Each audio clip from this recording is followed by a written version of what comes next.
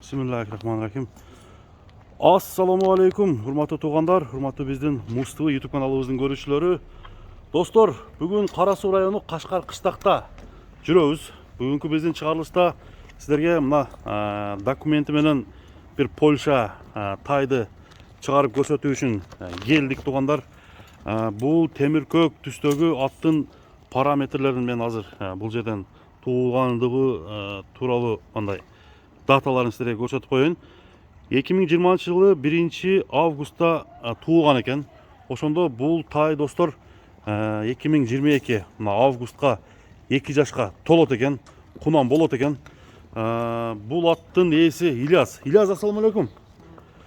Ден соолуктар жакшы Ильяс? Тынчпы? Тайыңарды сатып чыгардыңар? Ооба. Бул тай Европадан качан келген? 3 ай болуп калды экен. 3 ай болду келгенине. Азыр мында кыргызча айтканда палтарашка экен да? Палтарашка. Палтарашка. Палтарашка тишин көрсөтөбү? Бир көрбөйлүбү тишин?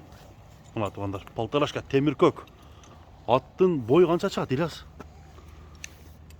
Тайдын бою 1.55 чыгат экен, 1.50. 1.55 примерно орто эсеп менен. 1.55 сантиметр экен. Буттары тазабы? Бар жогу таза. Бул атты минип үйрөтө элексиңерби? Үйрөнө элек, темир көк.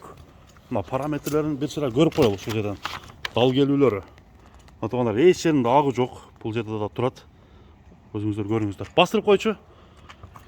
Атты тайды аябай жакшы багышыптыр тугандар. Мындай келбетине келген сооруларын өзүңүздөр көрүп турасыздар. Бут жагында эч кандай косяк жокпу? Жок. Косяк жок. Эми Европадан мындай тайлар өз негизи кымбат келет, силер канча коесуңар баасын? $6.000 деп атат экен, кем болот. $6.000 деп атасыңар. Кеми болот, Кем болот. Мына достор, $6.000 ушул тайдын баасы коюлду.